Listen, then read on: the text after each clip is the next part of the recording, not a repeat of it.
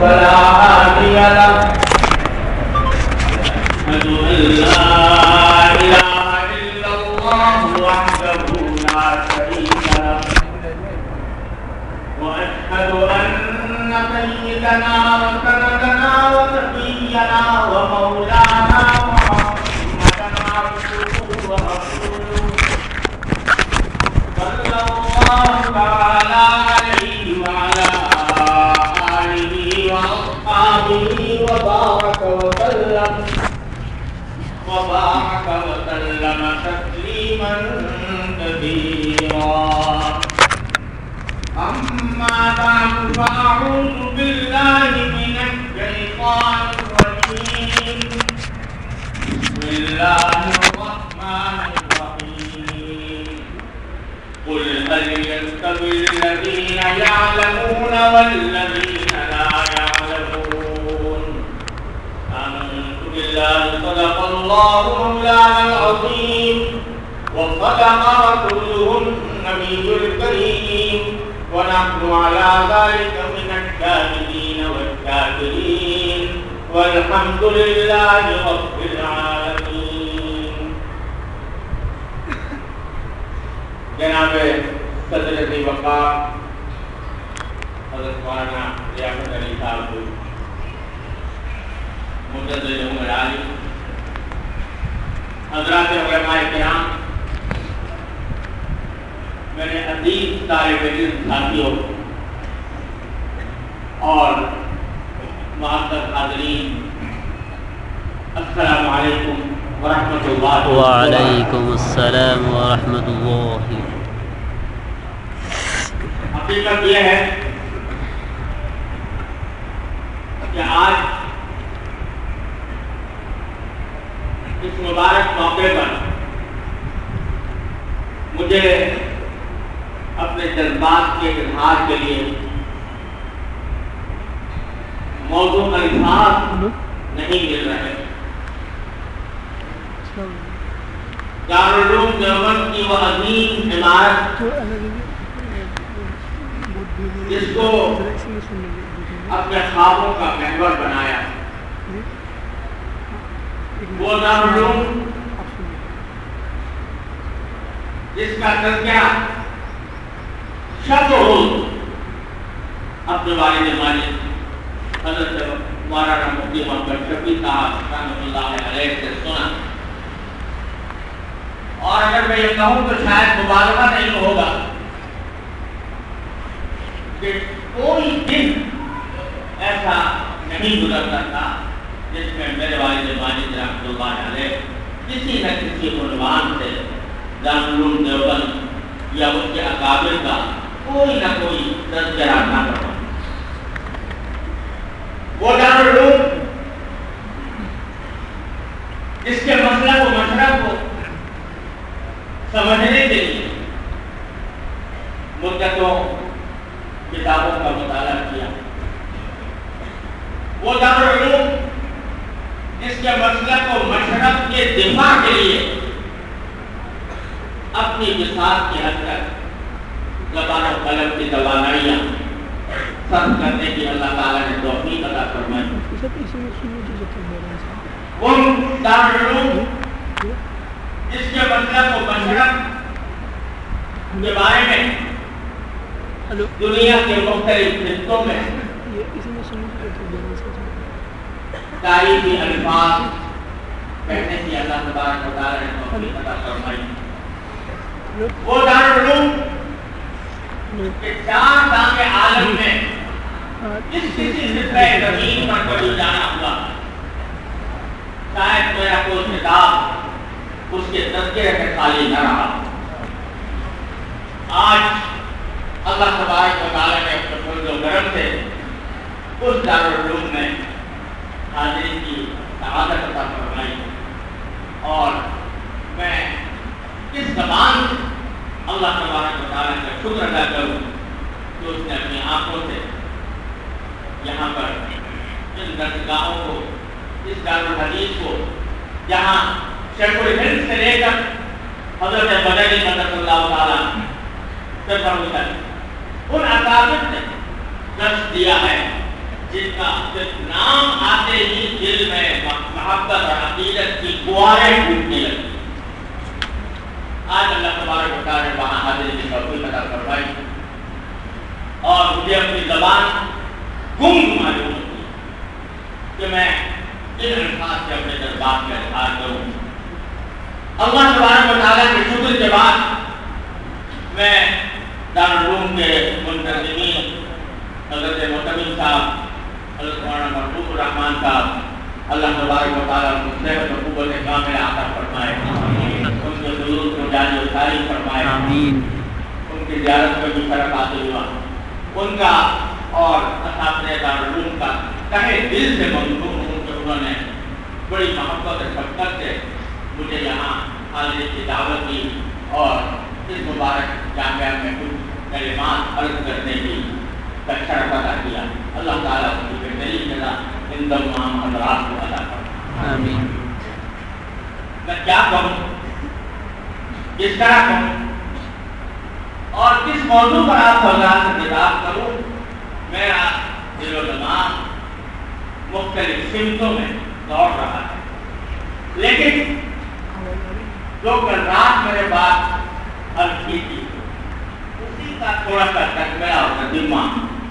اس مختصر وقت میں عرض کرنا چاہتا ہوں. اللہ تبارک و تعالیٰ اسے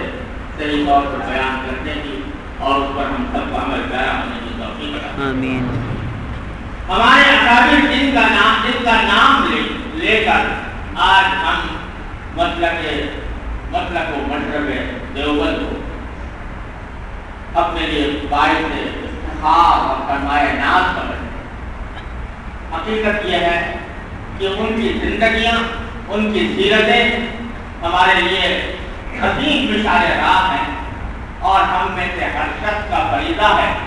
کہ ان کو اچھی طرح پڑھ کر اور ان سے استفادہ کر کے اپنی زندگی کو ان کے سامنے رکھنا.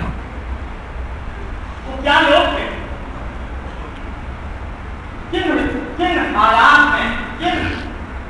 قربانیوں کے ساتھ اور کس اخلاص کے ساتھ انہوں نے اس ترقیات کی بنیاد ڈالی اور اس کا نور ساری دنیا کے اندر اللہ تبارک و تعالیٰ نے پہنچا دیا. تو اس کی بنیادی بات وہ تھی کہ اللہ تبارک و تعالیٰ نے ان کو نہ صرف علم اور تحقیق کے میدان میں بلکہ عمل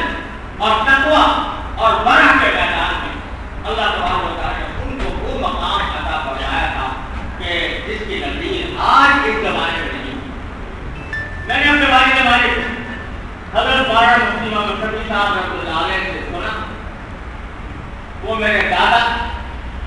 حضرت مولانا محمد یاسین صاحب رحمۃ اللہ علیہ کا مقولہ نقل فرماتے تھے. حضرت مولانا محمد یاسین صاحب میرے دادا یہ وہ بزرگ ہیں جو دارالعلوم دیوبند کے ہم عمر ہیں، یعنی جس سال دارالعلوم دیوبند کی بنیاد پڑی اسی سال حضرت مولانا محمد یاسین صاحب میرے دادا کی ولادت. تو ہم عمر اور بچپن سے لے کر لبے گور تک پہنچنے تک دارالعلوم دیوبند کے باہر نہیں رہی اور انہوں نے ساری زندگی فارسی اور ریاضی کے درجے میں تعلیم دی ہے کہ دارالعلوم دیوبند کے اندر. اس طرح کہ آج دیوبند میں کئی پوسٹیں ان کی شاگرد میں ان کا مقولہ میں نے اپنے والد رحمۃ اللہ علیہ سے سنا. وہ فرماتے تھے کہ میں نے دارالعلوم دیوبند کا وہ وقت دیکھا ہے جب ان کے شیخ الحدیث سے لے کر چپراسی اور چوکیدار تک ہر شخص صاحب نسبت ولی اللہ. اللہ اکبر.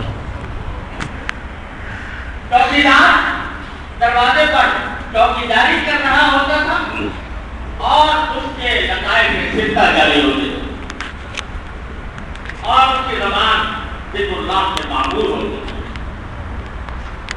اور آپ کو شاید یہ بات معلوم ہوگی کہ دارالعلوم دیوبند کی قیام کی جو تاریخ نکالی گئی ہے وہ شاید کہیں لکھی ہوئی ہے کسی عمارت کے اوپر کہ در مدرسہ خانقاہ کی یہ الفاظ در مدرسہ خانقاہ چیزیں یہ دارالعلوم دیوبند کی تاسیس کی تاریخ ہے، یعنی اس کا روح سے تاریخ نکلتی ہے اس سن کی جس سن میں دارالعلوم دیوبند قائم ہو، اور یہ حقیقت دارالعلوم دیوبند کا جس کے آج کے الفاظ میں جس کو موٹو کہتے ہیں، وہ دارالعلوم دیوبند کا موٹو کہ در مدرسہ خانقاہ چیزیں. میں نے اپنے والد والد رحمۃ اللہ علیہ سے سنا کہ دن کے وقت میں قال اللہ قال رسول کی صلاحیت گھومتی تھی، اور رات کے وقت میں لوگوں کے اللہ تبارک و تعالیٰ سے رجوع کر کے اللہ تعالیٰ کے سامنے رونے اور گریانے کی آوازیں آیا کرتی. حضرت محمد بن سیرین جو جلیل القدر تابعین میں سے ہیں، ان کے حالات میں لکھا ہے، ان کے شاگرد کہتے ہیں کہ کننا نفس کو بڑے ظریف مزاج کے لوگ حضرت محمد بن سیرین رحمۃ اللہ علیہ بڑے شگفتہ، بڑے باغ و بہار، ہر وقت مسئلے ہٹانے والے. ان کا تذکرہ کرتے ہوئے ان کے شاگرد فرماتے ہیں کہ کننا نسمع ضحکہ بالنہار وبکاءہ باللیل. ہم دن کے وقت میں ان کے ہنسنے کی آوازیں سنا کرتے تھے اور رات کے وقت میں اللہ کے ساتھ میں گڑگڑانے کی آواز سنا کرتے تھے. تو اللہ تبارک و تعالیٰ نے اس مزاج کا کی یہ تذکرہ بنائی تھی جو مدرسہ بھی تھی، خانقاہ بھی تھی، اور اس کے اندر اسلامی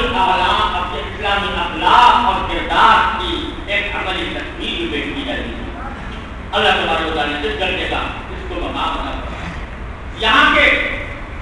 تقویٰ اور ورع کے کا حال یہ تھا کہ حضرت مولانا رفیع الدین صاحب جو دارالعلوم دیوبند کے محتمل تھے، وہ ایک مرتبہ میں نے والد سے سنا کہ انہوں نے گائے پال رکھی تھی اور وہ گائے کو چرانے کے لیے خود چرانے لے جایا کرتے تھے. یہ بھی بزرگ ایسے ہوتے ہیں کہ سادگی کے علاوہ ہر چیز میں اتباع سنت کی نیت ہوتی ہے. تو رویہ غریب سنت میں بکریاں چرائی اور جانور چرائے، وہ بھی گائے کو چرانے لے جایا کرتے تھے. ایک مرتبہ گائے کو چرانے لے کر گئے، واپس آ رہے تھے تو کوئی ضرورت پیش آئی دفتر میں، دارالعلوم کے دفتر میں، تو گائے کو لا کر یہاں احاطہ مولوی میں کھڑا کر اور دفتر میں اپنا کام کرنے لگے. وہاں دیوبند کے کوئی شہزادے بھی تشریف رکھتے تھے. انہوں نے کھڑے ہو کر دارالعلوم کے اندر احاطے میں گائے کھڑی دیکھی تو اعتراض شروع کر دیا، زور بجا دیا. اچھا آپ کے دارالعلوم محترم صاحب کا باڑا بن گیا ہے اور اب یہاں ان کے جانور کھڑا ہوا کریں گے، جانور چرانے کے. یہ محترم صاحب نے دارالعلوم دیوبند کو اپنے گاؤں کا باڑا بنا دیا. ایک لوگ بن گئے، لوگ اکٹھے ہو گئے. حضرت محترم صاحب نے آواز سنی تو یہ شور ہو رہا ہے، جسے سرکار کو اس کے پاس پہنچے اور دوسرے میں کیا دیتا ہے کہا کہ یہ صاحب حضور کے شور بجا رہے ہیں، آپ نے گاڑی گائے کھڑی کی تھی، وہ گائے وہاں باندھا مقصد تو نہیں تھا، تھوڑی دیر کے لیے باندھی گئی تھی، مگر انہوں نے شور بجانا شروع کر دیا ہے کہ دارالعلوم دیوبند دوبارہ بنانے کے لیے محترم صاحب کا اور کیوں کھڑی کی انہوں نے مانا وجہ ہے تو اس کو ناراضی بیدار کرنا فرمانے لگے بات ہوتی ہے. یہ میری ذاتی رائے ہے اور مجھے دارالعلوم کے ہاتھ میں نہیں کر کے بات ٹھیک ہے. اور واقعی بھی چلے گئی معاف کرنا مجھے غلطی، میں غلط ہے معافی مانتا ہوں، مجھ سے غلطی ہو گئی اور اس غلطی کا بقایا کیا ہے کہ میں بات تمہارے حوالے تمہیں ہدیہ کرتا ہوں. تم نے مجھے غلطی کو تبدیل کرائے، تمہیں ہدیہ کرتا ہوں. اور اللہ کو اللہ میں ایسا تھا کہ گائے لے کے چلتا ہوں.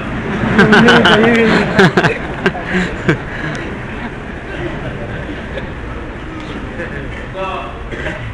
یہی مانا رفیع الدین صاحب رہتے بھی گئے چندہ کرنے، وہاں سے 300 روپے کا چندہ لے کر آئے. اور 300 روپے کا چندہ وہ اس زمانے میں 300 روپے آج کے 3 لاکھ سے بھی زیادہ تھے، لے کر آ گئے تھے. راستے میں وہ چوری ہوئی تو حضرت نے اتنا صدمہ ہوا کہ میں دارالعلوم کا چندہ میرے سے چوری ہو گیا. اب اپنی جیب سے اس کو مل گیا کہ کسی طرح دارالعلوم کا نقصان ہو اور اپنے جیب اور اس کی کتاب میں تھی کہ وہ سارا تو پتہ نہیں کہاں سے مشقت ہے اٹھا کر اس کو بنائی ہوتی ہے. کہا کہ حضرت آپ کے اوپر کوئی تاوان کو نہیں آتا، آپ نے آپ کے پاس امانت کی بغیر آپ کی تعلیم کی بتائی ہوئی مانتے نہیں، تو یہاں کہتا ہے کہ حضرت گنگوئی رحمۃ اللہ علیہ کو خط لکھا، حضرت گنگوئی سرپرست تھے گنگو کے اندر، تو ان کو خط لکھا اور کہا کہ حضرت یہ آپ ان کو سمجھائیں کہ اپنے اوپر مصیبت ڈال رہے ہیں اور ان کو بتائیں کہ کوئی مسئلہ یوں ہے تو آپ کو ضرورت نہیں ہے کہ اس کا تاوان ادا کریں۔ حضرت گنگوئی رحمۃ اللہ علیہ نے خط لکھا اور کہا کہ دوسری مسئلہ یہ ہے کہ فتویٰ یہ ہے کہ اگر کسی کے پاس امانت ہو اور اس سے بغیر اس کے غفلت کے ضائع ہو جائے تو اس کے اوپر کوئی تاوان نہیں آتا، لہٰذا آپ کو کوئی تاوان نہیں آتا، آپ اپنے اوپر زیادہ بوجھ نہ ڈالیں۔ جب یہ خط پہنچا حضرت رسول الدین صاحب رحمۃ اللہ علیہ کے پاس تو پڑھ کر یہ فرمایا کہ کیا مولوی رشید احمد نے ساری جو کتاب میرے لیے پڑھی، ساری کتاب میرے لیے پڑھی؟ میں آپ سے کہتا ہوں اپنے دل پر ہاتھ رکھ کے بتائیں کہ اگر ان کے ساتھ یہ معاملہ ہوتا تو وہ کیا کرتے؟ یعنی فتویٰ بے شک یہی ہے، لیکن تقویٰ اور ورع کا تقاضا یہ ہے کہ میں اس کا تاوان ادا کروں، اور فرمایا ہم گنگوئی لگایا کرتے ہیں، ہم گنگوئی کے ساتھ معاملہ ہوتا تو وہ بھی ایسے ہی ہے۔ ایسے لوگ تھے جن کے اخلاص میں، جن کے تقویٰ میں، جن کے ورع میں، جن تعلق دونوں تو میرے بھائیوں ہمیں یہ واقعات اس لیے دوہرانا کہ اللہ تبارک و تعالیٰ نے ہمیں اپنے فضل و کرم سے اس کے ساتھ نسبت عطا فرمائی ہے اور اس نسبت کا ہمارے اوپر بہت بڑا۔ اگر آج ہم پر کوئی شخص یہ اعتراض کرے کہ یہ لوگ رجعت پسند ہیں، یہ زمانے کے سلوک کو پیچھے کی طرف لے جانا چاہتے ہیں، اگر آج ہم پر کوئی اعتراض کرے کہ یہ بنیاد پرست ہے، اگر آج ہم کو یہ کوئی اعتراض کرے کہ یہ زمانے کے تناظر سے بے خبر ہے، تو ہمارے پاس الحمدللہ ان تمام اعتراضات کا بھرپور اور مناسب جواب موجود ہے، اللہ تعالیٰ کے فضل و کرم سے موجود۔ لیکن آج اگر ہم پر کوئی یہ اعتراض کرے کہ ان کے مالیات درست نہیں ہے، ان کا مالیات کا نظام درست نہیں ہے، اگر آج ہم پر یہ کوئی اعتراض کرے کہ ان کی زندگیوں میں اتباع سنت کی جھلک نہیں ہے، اگر ہم پر کوئی آج یہ اعتراض کرے کہ یہ نبی کریم صلی اللہ علیہ وسلم کے احکام سے پابند نہیں ہے، تو میرے عزیزوں اور دوستوں ہمارے پاس اس کا کوئی جواب نہیں، پھر ہمارے پاس اس کا کوئی جواب نہیں۔ آج ساری دنیا میں اس وقت تحریک چلی ہوئی ہے، ساری دنیا نے اس وقت دینی مدارس کو اپنا نشانہ بنایا ہوا ہے اور اس پر طرح طرح کے الزامات عائد کیے جا رہے ہیں۔ مجھے اللہ تبارک و تعالیٰ کی ذات پر مکمل بھروسہ ہے اور اللہ ہی کے بھروسے پر یہ بات کرتا ہوں کہ اس طرح دنیا کی کوئی طاقت دینی مدارس کو ختم نہیں کر سکتی انشاءاللہ۔ دینی مدارس کی عمارتوں کا نام ہے، دینی مدارس درو دیوار کا نام نہیں، دینی مدارس استاد اور ثابت کا نام ہے جو انار کے درخت کے نیچے بھی تربیت کی بنیاد ڈال دیتا ہے۔ اس لیے کوئی دنیا کی طاقت انسانیت کو ختم نہیں کر سکے گی، لیکن اگر خدا نہ کرے ہمارے حالات بدلے، ہماری زندگیاں تبدیل ہوئی، ہم نے اتباع سنت کا راستہ چھوڑا، ہم نے اکابر کے طریقے کو خیر بات کہا، تو پھر ہمیں بچانے والا کوئی نہیں۔ اس لیے میری گزارش یہ ہے کہ ہم سب کو انتہائی احتیاط کے ساتھ گھوم کر قدم رکھنا ہے اور اپنی زندگیوں کو اور اپنے سارے طرز عمل کو اپنے اکابر کے راستے قدم پر لانا ہے، ورنہ اس کے بعد ہمارے بچاؤ کا کوئی راستہ نہیں۔ ابھی مجھ سے میرے محترم بزرگ حضرت مولانا ریاست علی صاحب دامت برکاتہ فرما رہے تھے کہ تم ساری دنیا میں گھومتے ہو تو یہ بتاؤ کہ اسلام اور مسلمانوں کا مستقبل کیا کرنا ہے؟ مستقبل کی خبر تو اللہ تعالیٰ ہی ہے، لیکن اتنا میں کہتا ہوں کہ آج دنیا میں دو متحارب اور دو مخالف موجیں چل رہی ہیں، لہریں چل رہی ہیں۔ ایک لہر وہ ہے جو دین کے خلاف اور قرآن و سنت کی تعلیمات کے خلاف، سنت نبوی کے خلاف پورے زور و شور کے ساتھ اور اپنے سارے مسائل کو اس نے تحریک چلائی ہوئی ہے کہ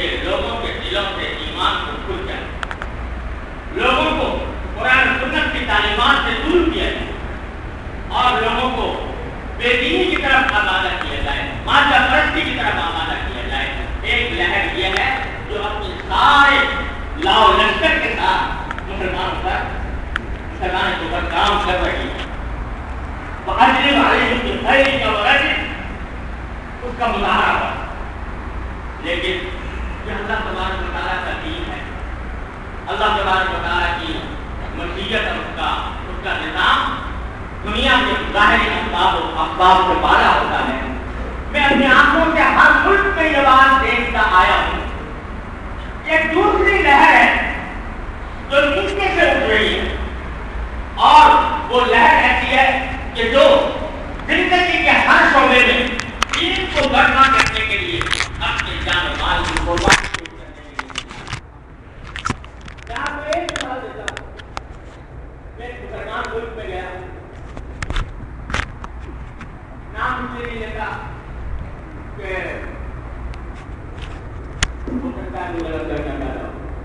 میں ایک مسلمان ملک میں گیا اور ایک خیر تلاقی وقت کا حصہ بن گیا۔ ہمارے وقت کے لوگوں نے اس ملک کے اس وقت کے صدر مملکت سے ملاقات کرتے سارا کہ کیا تو قرآن کریم سوچا کہ مسلمانوں کا مشترک مقام قرآن کریم کا ایک مقام ہم کو بطور ہدیے کو تو ہم نے یہ بات کیا اچھا تھا قرآن اچھا تھا چھپا ہوا قرآن کریم کا لوگ سربراہان حکومت کا قاعدہ یہ ہوتا ہے، ان کا پروٹوکول ہے کہ اگر ان کو کوئی ہدیہ تحفہ دیا جائے، ہدیہ تحفہ دیا جائے تو پہلے اس کو ان کے نیچے کے افراد سیکورٹی وغیرہ کے نقطۂ نظر سے اس کو جانتے ہیں کوئی کیا دیا ہے، کوئی ایسی خراب چیز تو نہیں ہے، کوئی محمد کو رکھیا لکھے ہیں، کوئی اور دھندا تو نہیں ہو جائے تو جیسے چھوٹے رکھے کے اوپر آنچ آ جائے، اس واسطے وہ اسکروٹنی سے گزرتا ہے۔ جب اسکروٹنی سے گزرا میں کہا ٹھیک ہے گزار کے پھر آپ کو جواب دیں گے کہ آپ پیش کریں گے۔ تو جب اسکروٹنی کا جواب آیا تو جواب یہ تھا کہ نہیں صاحب آپ یہ قرآن سے نہیں کریں گے، بس کیوں نہیں پیش کر رہے کہ ہمارا ملک جو ہے وہ سیکولر ملک ہے، اور سیکولر ملک میں اگر ہم قرآن کریم کا نقطہ صدر مملکت کو پیش کریں گے تو اس سے سیکولرزم کا آن آئے گا، اور جو غیر مسلم یہاں پر رہتے ہیں ان کو نقصان وہ ناراض ہو، لہٰذا قرآن مسلمان صدر مملکت مسلمان ملک لیکن وہ قرآن کا ہدیہ دینے کو تیار نہیں۔ یہ حالت ہے دین سے دوری۔ میں بیان نہیں کر سکتا کہ اس قدر دل پر صدمہ ہوا کہ ایک مسلمان قرآن وصول کرتے تام میں رکھ دے، المانی میں رکھ دے، لیکن وہ وصول کرنے سے انکار کرنا ہے کہ میں یاد نہیں مان لیتا تو سلمے کا مسلمان ہے۔ جب میں سلمے سے نکال خبر ملی جب آپ سے اسی وقت شام کو نماز مغرب کا وقت تھا تو ہم وہاں مسجد میں نماز پڑھنے کے لیے گئے، نماز عصر کا نماز پڑھنے کے لیے گئے، نماز عصر پڑھنے کے بیٹھے مسجد جو ہے وہ نوجوان لڑکوں سے بھری ہوئی ہے، بالکل نوجوان ٹین ایجر وہ نماز میں کھڑے ہیں، اور نماز سے جب فارغ ہوئے تو دیکھا کہ ان کی ٹولیاں بن گئی اور ان کے حلقے بن گئے، اور وہ اپنی زبان کے اندر ایک لڑکا کھڑا ہو گیا اور وہ دوسروں کو کیا ہوتا ہے کہ صاحب یہاں یہ نوجوانوں کی تنظیم ہے، اور یہ ہر نماز کے بعد ہر مسجد میں ان کے یہاں یہ سلسلہ ہوتا ہے کہ یہ بیٹھ کر کوئی چیز کی کتاب پڑھتے ہیں سناتے ہیں۔ میں نے کہا کوئی چیز تنظیم ہے، کوئی صدر مرکز ہے، کوئی ہیڈوارٹر ہے، کوئی صدر مرکز نہیں، کوئی ہیڈوارٹر نہیں، خود بخود ہر مسجد میں یہ سلسلہ ہے، اور اس میں دن رات ان کی تعداد میں اضافہ ہوتا ہے۔ تو میں نے کہا دیکھو اوپر کیا ہو رہا ہے اور نیچے کی سطح پر نوجوانوں کے اندر دین کی طرف بڑھنے کا کیا جذبہ پیدا ہو۔ تو یہ مختلف موضوع ہیں جو اس وقت چل رہی ہے پوری دنیا میں۔ ایسوں کے مذاہب کھلی آنکھوں نظر آ گئے. یہ کشمکش ہے جو جل رہی ہے. لیکن میں اب یہ دیکھتا ہوں کہ اللہ تعالیٰ کے فضل و کرم سے اگر ہم نے ایمان اور حکمت کا ساتھ نہ چھوڑا، اللہ تعالیٰ نے ہمیں دو چیزوں کا حکم دیا. اللہم کل المؤمنین والمؤمنات والمسلمین والمسلمات واصلحوا ذات بینہم واجعل فی قلوبہم الایمان والحکمہ. ان دو چیزوں کا ہم نے دامن نہ چھوڑا تو انشاءاللہ دین کا مستقبل بڑا کامیاب. لیکن نقصان اگر پہنچے گا تو یا ایمان کو چھوڑنے سے، ایمان کے تقاضوں کو چھوڑنے سے، یا حکمت کے تقاضوں سے. اب ہمارے ملکوں میں، مسلمان ملکوں میں، مسلمان معاشروں میں جو بات زبان پر آ گئی تو کہی گل کہ ہمارے مسلمان معاشروں کے اندر ایک جذباتی فکر اور ایک جذباتی طرز عمل پیدا ہو رہا ہے، اور یہ جذباتی طرز عمل حکمت کے سراسر خلاف ہے، اور اس کے نتیجے میں دین کو فائدہ پہنچنے کے بجائے نقصان پہنچ رہا ہے. اور شاید عالم اسلام کا کوئی جذباتی اثر آج کل کے حالات ایسے ہیں کہ کوئی بھی جذباتی نعرہ لگا دے اور لوگ اس کے پیچھے چل پڑے. جذباتی نعروں میں یہ کشش بہت ہوتی ہے، خاص طور سے نوجوانوں کے لیے. لیکن اگر کسی کو آج کل کی دنیا میں پتہ نہیں ہوتا کہ کس جذباتی نعرے کی ڈور کس سے جا کر مل رہی ہے، کسی کو پتہ نہیں ہوتا. آدمی کھڑے کھڑے ایک کسی سازش کا شکار ہو جاتا ہے، پورے اخلاص کے ساتھ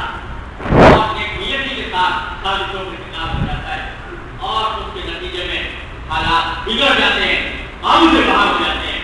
تو میرے بھائیوں، میری گزارش یہ ہے کہ اگر دو چیزیں ہیں، ایمان اور حکمت، اگر ان کا دامن ہم نے نہ چھوڑا تو انشاءاللہ ہمارا مستقبل بڑا کامیاب ہے، دین کا مستقبل بڑا کامیاب ہے.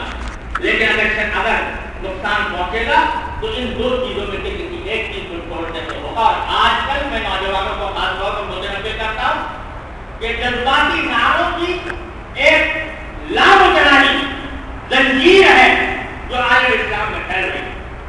اور اس کے نتیجے میں اس میں تشدد پسندی، اس کے اندر جذباتیت کے ذریعے اپنی بات کو جذباتیت اور تشدد کے ذریعے دوسروں کو ٹھونسنے کی کوشش، یہ تحریک بجائے فائدے کے نقصان پہنچائے، اور اس کی وجہ سے دین کی مثبت دعوت و تبلیغ کے راستے میں رکاوٹیں پیدا ہو رہی ہیں. لہذا یہ بات ہمیشہ متنبہ رہنا چاہیے کہ ہمارا جذباتی نعرہ ایسا نہیں ہوتا جو اس کے نیچے چل پڑے. آدمی کو چاہیے کہ اپنے اکابر کے دامن سے وابستہ رہیں اور ان کی طرز فکر سے، ان کے ہدایات کے وقت میں اپنا عمل متعین کرے اور ہر جذباتی نعرے کے پیچھے بھاگنے کی عادت کو چھوڑے. اللہ تبارک و تعالیٰ اپنے فضل و کرم سے ہمیں اس کی توفیق عطا فرمائے اور اپنی زندگی کو کوشش کریں کہ زیادہ سے زیادہ پرکشش بنائیں ان لوگوں کے لیے جو دین سے دور ہیں. اور پرکشش بنانے کا راستہ یہ ہے کہ اسلام کے تمام احکام، چاہے وہ عبادات کے متعلق ہو، چاہے معاملات کے متعلق ہو، چاہے معاشرت اور اخلاق کے متعلق ہو، ان کی مجسم تصویر ہم میں سے ہر ایک کو ہونا چاہیے. ہمیں دیکھ کر لوگوں کو کشش ہونی چاہیے کہ یہ لوگ ہیں کہ جن کے اندر تہذیب ہے، جن میں متانت ہے، جن میں سلیقہ ہے، اور جن کو دیکھ کر ہمیں دین کی طرف ہمیں متوجہ ہونا چاہیے. ہمارے دنیا کے اندر لوگوں نے پروپیگنڈا کیا ہے کہ دین تلوار سے پھیلا، تلوار سے نہیں پھیلا، اخلاق سے پھیلا، کردار سے پھیلا، متانت سے پھیلا، سنجیدگی سے پھیلا، دلائل سے پھیلا. اور اس کی ساری ہماری تاریخ کی گواہ ہے کہ کردار آج افسوس یہ ہے کہ ہم اس کردار کے دامن کو چھوڑتے جا رہے ہیں. اس کی وجہ سے بجائے ہم دعوت بننے کے، ہم اسلام کے راستے میں رکاوٹ بن رہے ہیں. اس سے ہمیں پرہیز کرنا چاہیے. ایک مثال آپ کو اور دے کر میں چھوڑتا ہوں. میں اپنے والد ماجد رحمۃ اللہ علیہ کی بات سناتا ہوں. وہ فرمایا کرتے تھے کہ باطل میں تو یہ طاقت ہی نہیں ہے جو ابھرے. باطل میں طاقت بھی نہیں ہے کہ وہ ان الباطلہ یہ کون کہہ رہا ہے؟ باطل کو مٹنے کے لیے آیا، جمنے کے لیے آیا، وہ غالب ہونے کے لیے نہیں آیا، مغلوب ہونے کے لیے۔ اگر تم کسی باطل قوم کو دیکھو کہ وہ ابھر رہے تو سمجھ لو کہ کوئی حق چیز اس کے ساتھ لگی ہے جس سے ان کو باطل میں ابھرنے کی طاقت نہیں، کسی حق چیز کو اس کے ساتھ مل گئی، اس نے ان کو ابھار دیا۔ کم از کم دنیا کو اللہ تعالیٰ نے دنیا کو دار عمل بنایا ہے، اس میں جیسا انسان عمل کرتا ہے ویسا پھل پاتا ہے۔ آخرت کا معاملہ اور ہے، وہاں ایمان شرط ہے کسی عمل کے اوپر جزا ملنے کے لیے، لیکن دنیا میں اللہ تعالیٰ کا معمول یہ ہے، اللہ تعالیٰ کی سنت ہے، جو جیسا عمل کرے گا اس کے ساتھ اس کا ہر دنیا میں ویسا ہی ملے گا۔ تو فرماتے ہیں کہ یہ جو باطل افکار آپ دیکھتے ہیں مغربی دنیا کے اندر پھل رہی ہیں، پھول رہی ہیں، تو یہ در حقیقت اپنے باطل کی وجہ سے نہیں، یہ ابھری ہے کچھ حق چیزیں انہوں نے اپنے زندگی میں اپنا لی ہے۔ وہ ہم چیزیں وہ ہیں جو در حقیقت ہمارے دین کی تعلیم، دیانت، امانت، جوہد و عمل، ترتیب، نظم و ضبط، طریقہ، یہ ایک انہوں نے اپنا لیا۔ اللہ تعالیٰ نے یہ دنیا دارالعمل بنائی ہے، جیسا عمل کرتا ہے ویسے فکر ہوگی، تو وہ انہوں نے یہ طریقہ اختیار کیا، الحمدللہ اس کے مطابق ان کو ہر دنیا میں مل رہا ہے۔ وہ لوگ ہزار برائیاں ان کے ایمان کی، ان کے عقیدے کی، ہزار برائیاں ان کے بریانی، ان کی پاکا کی، لیکن ان کو جو ابھار ملا وہ بریانی پاکا کی نہیں ملا، ان کو جو ابھار ملا وہ اپنے جوہد و عمل سے ملا، اپنے طریقہ زندگی سے ملا۔ وہ کہتا ہے کہ قوت مغرب نہ جنگ و رباب، قوت مغرب نہ جنگ و رباب، نیز دکھتا نیز خط سے دکھتا رانے بے حجاب، نیز شہر ساحرانے لالا رو، نیز حریہ صاحب و نیز عظمت رو، قوت افرام از علم و فن از ہمیں آتے چراغت و شنت، حکمت از قطع و ترید جامنی، مانے ہے علم و ہنر حمامنی۔ تو در حقیقت یہ جو قوت ملی ہے اور یعنی پہاڑی سے نہیں ملی، بے دین سے نہیں ملی، قوت اس بات سے ملی کہ اپنی زندگی کو انہوں نے خاص ترتیب اور ڈھانچے میں ڈال لیا، جس میں امانت ہے، دیانت ہے، اس معنی میں کہ جب تجارت کریں گے تو دیانت کے ساتھ کریں گے، جھوٹ نہیں بولیں گے۔ وہ چاہے تجارت کی جگہ نہیں کیا، لیکن یہ واقعات میں خود اپنے آنکھوں کا گواہ اس بات۔ وہاں حالت کیا ہے کہ 3 آدمی لے کر کہیں جمع ہوں گے کسی مختلف کام کے لیے، 3 آدمی جمع ہوں گے، فوراً لائٹ کرا لیں گے، فوراً تب کرنا، اور سارے مغربی دنیا میں آپ چلے جائیں گے، یہ بڑا آپ کو نظر نہیں آئے گا جو ماشاءاللہ ہمیں نظر آتا ہے۔ تو یہ انہوں نے اپنے عادتیں اپنا لی ہیں، ترتیب پیدا کر دیا، نظم و ضبط پیدا کر دیا، اس کے اندر اپنے اندر طریقہ پیدا کر دیا، اللہ نے دنیا میں ان کو کر لے لیا اور فرمایا کہ جس طرح باطل میں ابھرنے کی طاقت نہیں، کوئی حق چیز رکھتی ہے جو ابھار دیتی ہے، اسی طرح حق میں مغلوب ہونے کی طاقت نہیں۔ اب تو الحق یعلو ولا یعلی علیہ، وہ تو بلند ہونے کے لیے آیا ہے، مغلوب ہونے کے لیے نہیں آیا۔ اگر کسی حق قوم کو دیکھو کہ وہ ابھرنے کے بجائے نیچے کی طرف جا رہی ہے، مغلوب ہو رہی ہے، تو سمجھو کوئی باطل چیز اس کے ساتھ لگی ہے جس نے اس کو گرا ہے، نہ کہ حق کی وجہ سے نہیں گری، باطل کی وجہ سے گری ہے۔ تو میری گزارش یہ ہے کہ مستقبل ہمارا بڑا الحمدللہ کامیاب ہے، بشرطے کہ ہم اپنے حق کے ساتھ کوئی باطل کی حامی نہ کریں۔ اللہ تبارک و تعالیٰ اپنے فضل و کرم سے ہمیں اس کی توفیق عطا فرمائے۔ وآخر دعوانا الحمدللہ۔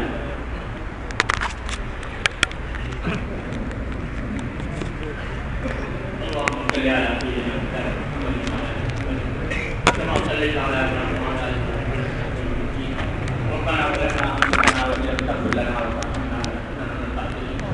ربنا آتنا في الدنيا حسنة وفي الآخرة حسنة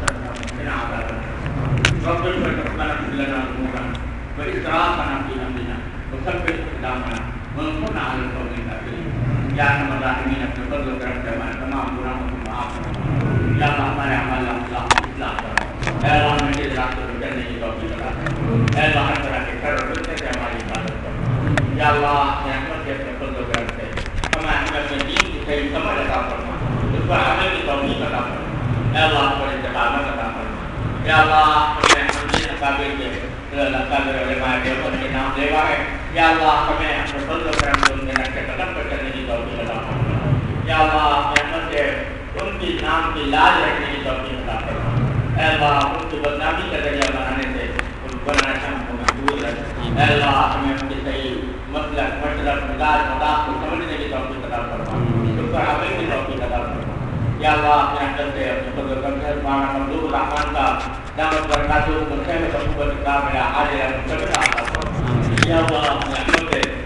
سے تمام اساتذہ کرام جو یہاں پہ تعلیم دے رہے ہیں اپنے رحمت اور فضل و اکرام کی دولت سے مال مال فرما آمین یا اللہ ان کو بزرگ کو جاری اور ساری فرما ان کو یا اللہ دین کی نشر و اشاعت کا بہترین ذریعہ بنا دی یا اللہ تمام قادرین کو ان کے تمام مقاصد احسان میں کامیابی عطا فرما آمین اے اللہ سب کی پریشانیوں کو دور فرما آمین مشکلات کو آسان فرما آمین ربنا تقبل منا انك انت السميع العليم وتب علينا